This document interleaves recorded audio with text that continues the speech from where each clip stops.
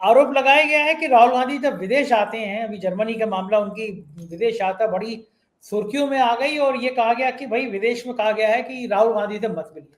पता नहीं इस आदमी से इतना क्यों खौफ खाती है सरकार। ये अकेला बंदे ने एक बार यात्रा क्या कर ली, कन्याकुमारी से कश्मीर तक सरकार ही उल्टी खड़ी हो गई डर के मारे कि हाफ टी शर्ट में ये आदमी कैसे घूम रहा है। देखिए आजकल आप जैकेट में, मैं भी हाफ टी शर्ट में हूँ, तो मैं मुझे अच्छा लग रहा है, राहुल गांधी की तरह मैं हूँ। ये बात अलग है कि मैं मुंबई में हूँ, कल दुबई में होगा, तो जहाँ हर जगह ऐसी जगह पे हूँ जहाँ पे ठंड नहीं है। तो राहुल गांधी की जासूसी पे आज चर्चा शुरू करते हैं। तो ये आरोप आया है कि राहुल गांधी में, जर्मनी में राहुल गांधी की जासूसी कराई थी सरकार ने, एम्बेसी से कहा गया था निगाह रखो बंदे पे, बंदा कर क्या रहा है। तो ये जो जासूसी कांड चल रहा है, इस पर आपका क्या कहेंगे, नेता प्रतिपक्ष देखिए, हैं। पहले तो मैं 4 पीएम के दर्शकों को ये बताना चाहता हूं कि ये आरोप किसी छोटे मोटे व्यक्ति ने नहीं लगाया है। ये आरोप सैम पित्रोदा ने लगाया है, जो इंडियन ओवरसीज कांग्रेस के सभापति हैं, और इससे भी आगे बढ़कर भारत में संचार क्रांति के जो शुरुआती कदम पड़े थे, तो उसका पूरा बंदोबस्त सैम पित्रोदा ने किया था। राजीव गांधी राहुल गांधी के पिता थे। जब 1984 में वो प्रधानमंत्री बने देश के, तो उन्होंने अपने मित्र सैम पित्रोदा को, जो दुनिया के विख्यात टेलीकम्युनिकेशन इंजीनियर थे, उनको निमंत्रित किया कि वो भारत आए। उन्होंने 6 टेक्नोलॉजी मिशन बनाए हैं, और उसी के तहत सी डॉट की स्थापना की गई। उस सी डॉट के कंधों पर सवार होकर ही भारत में संचार क्रांति हुई थी। सैम पित्रोदा बड़े गंभीर आदमी हैं। इस वक्त उनकी उम्र तकरीबन 83-84 साल होगी। उन्होंने ये कहा है कि जहां कहीं एक भी हम लोग सेकंड एक जाते सेकंड एक हैं। सेकंड एक सेकंड एक सेकंड एक सेकंड मैं जी। एक दो चीज और बता दूं उनको। हाँ। 83-84 की उम्र है, सुबह 7 बजे वो अपने लैपटॉप खोल के बैठ जाते हैं और अभी भी कम से कम 200 मेल का जवाब वो खुद देते हैं। मैंने उनके संग दर्जनों शो किए हैं। जी। जी। व्यक्तिगत रूप से वो मेरे बड़े भाई, मेरे अभिभावक हम्म। मुझे फोन करते रहते हैं, हर पिता हफ्ते मुझे समान है। फोन करते हैं। पिता शिकागो कई बार समान। बुला भी चुके हैं, मैं जल्दी जाऊंगा भी उनसे मिलने के लिए। जी। इस उम्र में इतना एक्टिव आदमी, ना जाने कितने उनके ऊपर शोध हो चुके, कितनी डॉक्टरेट हो चुकी, पूरी दुनिया में उस आदमी का डंका बजता है उसकी योग्यता के लिए। जी। अब आप प्लीज, सॉरी मैंने आपको रोका जी। तो उन्होंने कहा कि हम लोग एयरपोर्ट पे जाते हैं, वहां भी हम देखते हैं कोई घूर रहा है, हमें लगातार टकटकी बांधे हुए देख रहा है, एक एक गतिविधि को नोट किया जा रहा है। सार्वजनिक स्थानों पर जाते हैं, वहां भी यही होता है। तो सैम पित्रोदा का मानना यह है कि ये जासूसी हो रही है, निगरानी हो रही है। अच्छा, अब हम लोगों को ये सोचना चाहिए, सैम पित्रोदा कोई जासूस तो है नहीं, जो वो जासूसी के दस्तावेजी प्रमाण खोज निकालें और जासूसों की तस्वीर खींच लें, और वो जासूस हमें मिल जाए, जासूस उनको कबूल लें, उनको कबलवा लें, उन्हें कन्फेस करवा लें। ये सब तो हो नहीं सकता। लेकिन इस तरह की जो घटनाएं होती हैं, उससे आदमी पहले अपने अनुभव के जरिए एहसास करता है। जब अनुभव के जरिए उस तक मैसेज ये पहुंचता है, संदेश पहुंचता है, संकेत पहुंचता है, उसके बाद वो शिकायत करता है, और शिकायत की अगर जांच की जाए तो बात निकल आती है। तो मेरा कहना यह है कि इस तरह की जो निगरानी होती है, वो 2 तरह की निगरानी होती है। एक निगरानी वो है जो सरकारी संस्थाओं के जरिए होती है, और एक निगरानी वो है जो कि प्राइवेट प्लेयर्स द्वारा करवाई जाती है, प्राइवेट जासूसी संस्थाओं द्वारा करवाई जाती है। अच्छा, अब नरेंद्र मोदी के राजनीतिक कैरियर पे आप गौर करें। नरेंद्र मोदी जब गुजरात के मुख्यमंत्री थे, तब भी उनके ऊपर आरोप थे कि वो निजी मकसदों से एक महिला की निगरानी करवाते थे। उस कांड को स्नूप गेट कांड कहा गया है। और उस पूरे प्रकरण में उस पूरे पूरे प्रकरण का विवरण जो है, वो कपिल मिश्रा का भाषण है, जो कि दिल्ली विधानसभा के रिकॉर्ड में दर्ज है, उससे इनकार नहीं किया सकता। भाषण भी जो है वो सुप्रीम कोर्ट में दिए गए एक आईएएस अफसर के हलफनामे पर आधारित है। उसमें अमित शाह भी है, मौजूद है। अमित शाह कह रहे हैं कि साहब हमारे बगल में बैठे हुए नहीं, साहब नरेंद्र मोदी बगल में बैठे हुए हैं, और वो ये जानना चाहते हैं, ये निगरानी कीजिए, ये सब रिकॉर्ड कर लीजिए, वहां से पूरी ये जानकारी जमा कर लीजिए, वगैरह वगैरह, ये सब उसके अंदर विवरण है। आज तक कभी भी नरेंद्र मोदी या अमित शाह की तरफ से इन विवरणों का खंडन नहीं किया गया है, कभी भी नहीं खंडन किया गया। ये नहीं कहा गया कि सब चीजें गलत हैं, झूठ हैं, या हमारे खिलाफ एक साजिश है, ये तक नहीं कहा गया। केवल जब भी आप ये बात रखते हैं, उधर से मौन की रणनीति अपनाई जाती है। तो नरेंद्र मोदी सरकारी संस्थाओं, और जितने लोग उस निगरानी में लगे हुए थे, सारे सारे सरकारी मुलाजिम थे। तो नरेंद्र मोदी सरकारी संस्थाओं का भी इस्तेमाल कर सकते हैं अपने निजी मकसद से, लेकिन यहां पर वो नहीं हो रहा है। तो फिर क्या हो रहा है? इस सरकार के ऊपर यह भी आरोप लग चुका है कि इजराइल की एक संस्था से स्पाईवेयर, पेगासस नाम का स्पाईवेयर खरीदकर तमाम पत्रकारों, उसमें राहुल गांधी भी शामिल थे, और विदेशी और विपक्ष के नेताओं और सरकार का विरोध करने वाले आलोचकों, संस्थाओं को चलाने वाले, उन सबके फोन हैक किए गए थे। 300 फोन हैक किए गए थे महत्वपूर्ण उसमें। और इस पे सरकार ने इन आरोपों का खंडन किया, लेकिन सरकार कभी भी ये नहीं बता पाई कि भाई उसने इजराइल की उस कंपनी से वो स्पाईवेयर किस तौफील में खरीदा था, अगर उसे उसकी जरूरत नहीं थी। उस संस्था कहना था कि हम तो केवल सरकारों को बेचते हैं अपना स्पाईवेयर, हम और किसी निजी तौर पर किसी को नहीं बेचते। तो भारत सरकार ने अच्छे खासे पैसे देकर, मोटा पैसा देकर इजराइल की उस संस्था से वो स्पाईवेयर खरीदा था, और उसे खुफिया तौर पर 300 महत्वपूर्ण लोग जो सरकार की आलोचक हो सकते हैं भाजपा के अंदर भी, उनके फोनों में घुसेड़ा गया, उनके जरिए उनकी एक एक गतिविधि नोट की गई। वो जासूसी का बहुत ही अत्याधुनिक तरीका था। तीसरा तरीका, अब सरकार ने इसका खंडन नहीं किया, सुप्रीम कोर्ट की कमेटी बनी, सुप्रीम कोर्ट कमेटी ने रिपोर्ट दी, वो रिपोर्ट आज तक सार्वजनिक नहीं हुई, और सरकार ने उस कमेटी के साथ कभी कोई सहयोग भी नहीं किया बाकायदा। ये स्थिति थी।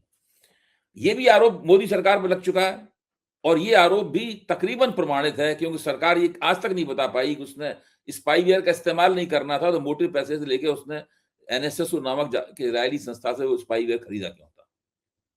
अब आते हैं तीसरी बात पे, जो हमारी विदेशों में जासूसी करने वाली संस्थाएं कौन है? Research analysis wing, defence intelligence wing, intelligence bureau, ये विदेशों में ऑपरेशन चलाती हैं भारत सरकार के आदेश के मुताबिक, राष्ट्रीय हितों में और भारत की सुरक्षा की हिफाजत करने के लिए चलाती हैं। मैं तो नहीं मानता हूं कि इन संस्थाओं का इसके अंदर कोई भूमिका होगी, इन संस्थाओं की कोई भूमिका नहीं होगी, जो सैम पित्रोदा ने आरोप लगाया है। फिर निश्चित रूप से किसी ने कुछ निजी प्लेयर, कुछ प्राइवेट प्लेयर हायर किए हैं, कुछ प्राइवेट प्लेयर रिक्रूट किए, उनकी भर्ती की गई है। और अगर सैम पित्रोदा की बात में कोई दम है तो वो उन प्राइवेट प्लेयर्स के जरिए राहुल गांधी की जासूसी कराई जा रही है। और मेरा मानना है ये जासूसी केवल राहुल गांधी की ही नहीं हो रही होगी, बल्कि ये सरकार के खिलाफ खड़े हुए हर व्यक्ति की किसी न किसी रूप में ये जासूसी हो रही होगी। अब ये सवाल उठता है वो प्राइवेट प्लेयर किसने किसने किसने लिए होंगे, किसने उनको तैनात किया होगा इसमें, उनको जरूर तनख्वाहें दी जा रही होंगी। आजकल जितनी भी इलेक्ट्रॉनिक सर्विलेंस होती है, उसके जितने भी उपकरण होते हैं, वो केवल सरकारी संस्थाओं के पास ही नहीं होते हैं, वो जासूसी के बाजार में आसानी से उपलब्ध हैं। और जो प्राइवेट जासूसी संस्थाएं होती हैं, उन तमाम उपकरणों का इस्तेमाल करना जानती हैं, और उनके जरिए वो व्यक्तियों की जासूसी करवाती हैं। तो ये मामला बहुत गंभीर है, और मेरा मानना यह है कि इसमें थोड़ी जिम्मेदारी कांग्रेस की और सैम पित्रोदा की भी बनती है, कि वो केवल ये बात कह के ही न रह जाएं, बल्कि वो सरकार में आधिकारिक रूप से अपनी शिकायत दर्ज कराएं। अगर शिकायत दर्ज होगी तो सरकार उस शिकायत से भाग नहीं पाएगी। सरकार को वो शिकायत सही है कि नहीं है, शिकायत में कोई दम है नहीं है, इसकी जांच करानी पड़ेगी। शिकायत दर्ज होगी तो आधिकारिक रूप से जिन देशों में राहुल गांधी की जासूसी करवाने का आरोप लगा है, उन देशों की सरकारों की भी दिलचस्पी पैदा होगी उसके अंदर कि भाई हमारे यहाँ ये भारत का मेहमान आया, इसकी हमारे यहाँ जासूसी कैसे हो रही है और हमको पता ही नहीं। तो ये मामला गंभीर है, इसको हल्के में नहीं लिया जा सकता। पहले भी नरेंद्र मोदी की सरकार के ऊपर, जब गुजरात में मुख्यमंत्री थे तब, और जब प्रधानमंत्री थे तब भी उन पर इस तरह की जासूसी करने के आरोप लगे हैं, और वो दोनों आरोप किसी तरीके से पतली गली से ये लोग निकल गए हैं, क्योंकि सत्ता में थे और लगातार सत्ता में बने रहने के कारण आपको कई तरह की सुविधाएं हो जाती हैं। मेरा मानना यह है कि सैम पित्रोदा और राहुल गांधी कांग्रेस पार्टी की तरफ से, इंडियन ओवरसीज कांग्रेस की तरफ से भारत सरकार में बाकायदा औपचारिक रूप से ये शिकायत दर्ज कराएं, इसकी जांच हो, ताकि असलियत खुलकर हम सब लोगों के सामने आ सके। बिल्कुल ठीक बात है अभय जी, आप इतना बढ़िया बोल रहे थे तो मुझे याद आया कि मैं 1 तारीख से एक नया चैनल 4 PM पॉडकास्ट शुरू कर रहा हूँ, और उससे सिर्फ पॉडकास्ट रहेंगे, और कभी कभी लोगों से जैसे वो दिखते हैं उससे अलग क्या है जिंदगी, वो उस पे आएगा। एक पॉडकास्ट में करने आपके घर पे भी आऊंगा, बताऊंगा कि आप खाना कितना अच्छा बनाते हैं और भाभी जी आपको कैसे सहयोग करती हैं। तो एक पॉडकास्ट में आपको मिलूंगा। ठीक डिसीजन है ना ये पॉडकास्ट का एक अलग बनाना 1 जनवरी से। और मैं पहला पॉडकास्ट जो उस पे आएगा वो इंद्राणी मुखर्जी का आएगा। अरे वो वाह, बड़ा चर्चित इंद्राणी मुखर्जी का एक टाइम में दौर रहा था, तो जी वो आएगा। तो अभय जी उस लिस्ट में आप भी हैं। लोगों जी को जी, एक आपके नए रूप के बारे में मुझे बताना है। अच्छा, एक धन्यवाद। और व्यक्तिगत राय लेनी थी अभय जी मुझसे। प्रोग्राम वैसा चल रहा है लेकिन व्यक्तिगत राय ये लेनी थी। मैं दुबई जा रहा हूँ हम्म, और दुबई मेरे जाने से पहले एक बड़ी खबर आई है। खबर ये आई है कि भारत का बेहद करीबी, आयुष जी ने मुझे भेजी है अभी-अभी, कि हम्म, भारत का बेहद करीबी माने जाने वाला देश संयुक्त अरब अमीरात पाकिस्तान हम्म, के साथ बड़े हम्म, स्तर पर हाथ मिलाने जा रहा है। हम्म, इससे पहले सऊदी अरब ने पाकिस्तान के साथ strategic mutual defence agreement sign करके सबको चलाया था। अब यूएई के राष्ट्रपति शेख मोहम्मद बिन जायद अल नाहयान पहली बार पाकिस्तान के दौरे पर पहुंचे। अब मैं बड़ा कंफ्यूज हूँ। मैं जा रहा हूँ कल और ये वहाँ पे ये राष्ट्रपति पाकिस्तान चले गए हैं। वैसे ही मुझे कंट्रोल नहीं करते हैं, पाकिस्तान चले जाओ। तो मुझे को दुबई जाना ठीक है?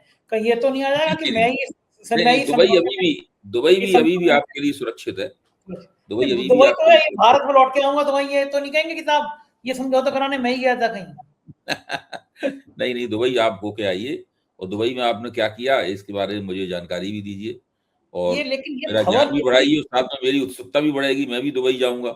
जी। आप गए तो आपके पीछे पीछे मैं भी दुबई जाऊंगा। मैं भी कुछ वो सारे काम करूंगा जो काम आप वहां करके आए हैं। हाँ नहीं, यशवंत देशमुख आपके मित्र वहाँ पहले से हैं, मौजूद हैं। सब जी, बहुत सारे पत्रकार वहाँ चले गए हैं। तरुण तेजपाल भी शायद वहीं हैं आजकल। शाहरुख खान भी दुबई में रहते हैं। कौन? शाहरुख खान ने भी दुबई में घर ले रखा शाहरुख है। खान ने भी ले लिया सारे। हनी सिंह बॉलीवुड आधा बॉलीवुड दुबई चला गया।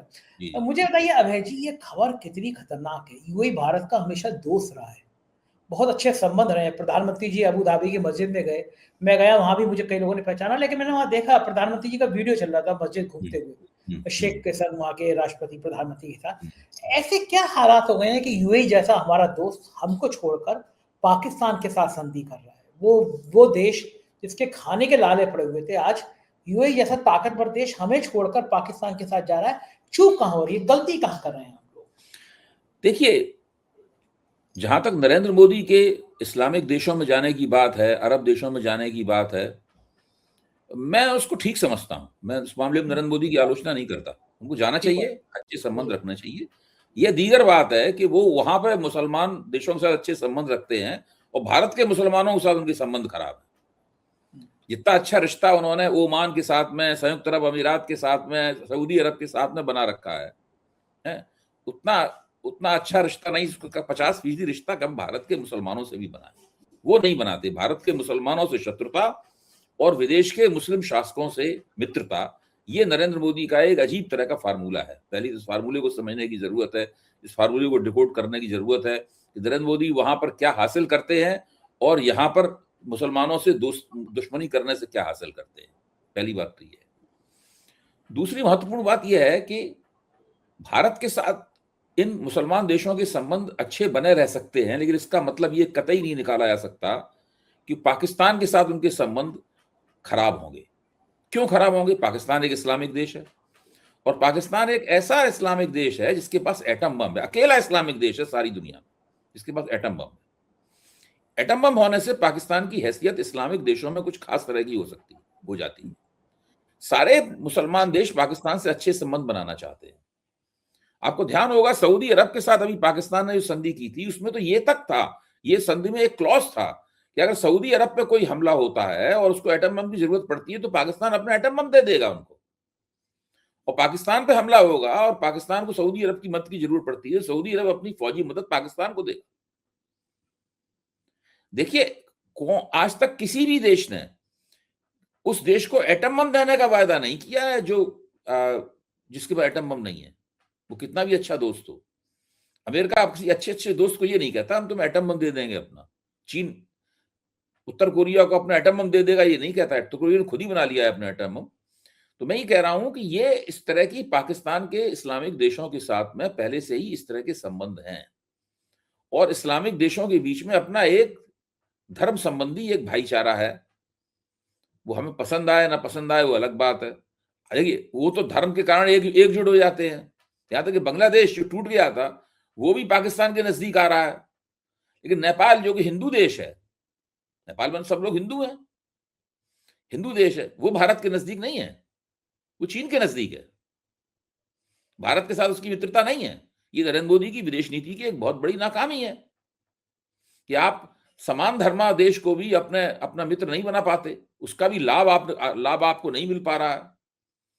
तो ये स्थिति है पाकिस्तान का इस्लामिक देशों के साथ, अरब देशों के साथ में लगातार संबंध बनेंगे, अच्छे रहेंगे और वहां से उनको कुछ ना कुछ मिलता रहेगा। तुर्की एक और मुस्लिम देश है, उसका जिक्र करना हम लोगों को नहीं भूलना चाहिए।